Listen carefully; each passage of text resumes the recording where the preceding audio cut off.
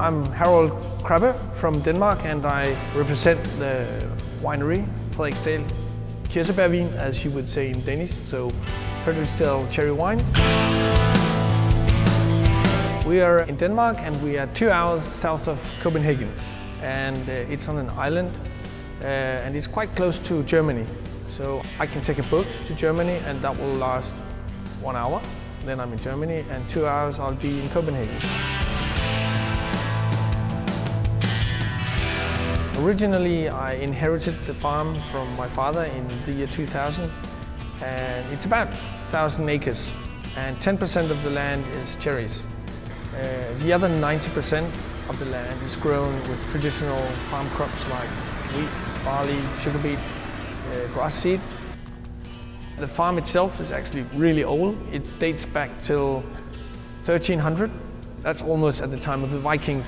It's because it's the brink of the sea on an island. It's a very, from a military point of view, very strategic situation. It has been a sort of a defense castle.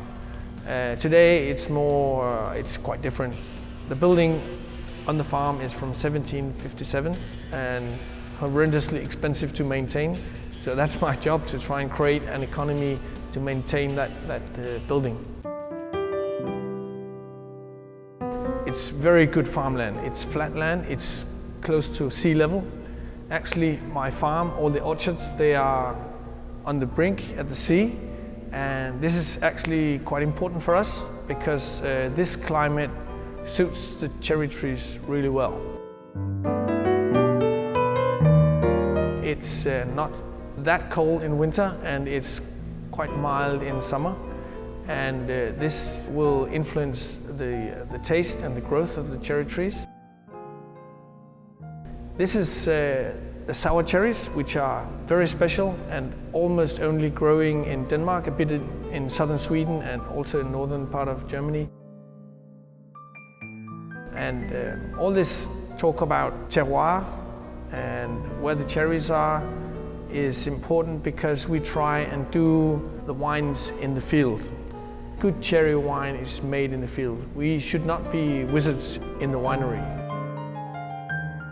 We prune the trees a lot. We space them quite far from each other, and we try and look for biodiversity in the field. We plant a lot of flowers in between in order to get more insects.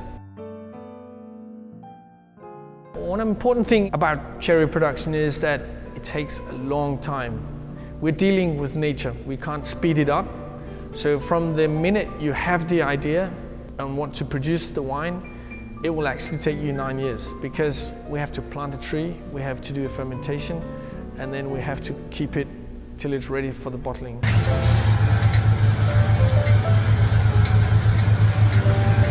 Our cherries are harvested in 28th of August till the 5th of September. The way we harvest the cherries is that we have a cherry picker in the field, picks them, brings it to the winery within 4 hours maximum. It's mass fermented on a type of fermenter tank which Bordeaux winemaker would use. It's called remontage. It means pumping up this juice all the time during the day for 3 days, which secures us a very equal fermentation. After 3 days, we run it through the press, and this is a belt press, which is mostly used for fruit production. But it's very important for us to treat the berries really well and light, so we only press with about 1.6 bar, which is the same as you would in a high quality wine. After this, the juice is pumped to the tanks, and then we leave them for fermentation for the next 7 months. The base wine is made with a spontaneous fermentation and also a malolactic fermentation. After 7 months, we start choosing what wine becomes different types of wines. So we have vintage, which is just matured on steel tank. Then we have reserve, which is matured on oak barrels. When I say different type of barrels, I mean new oak, second-hand oak from red wine production, Cormagnier barrels, we have cognac barrels, we have port barrels, and all this in order to try and find what we like the best of the wines. And then we have Rancho, which is matured on glass bottles. We put the wines outside in a glass balloon, demijohns, and leave them there for 1.5 years.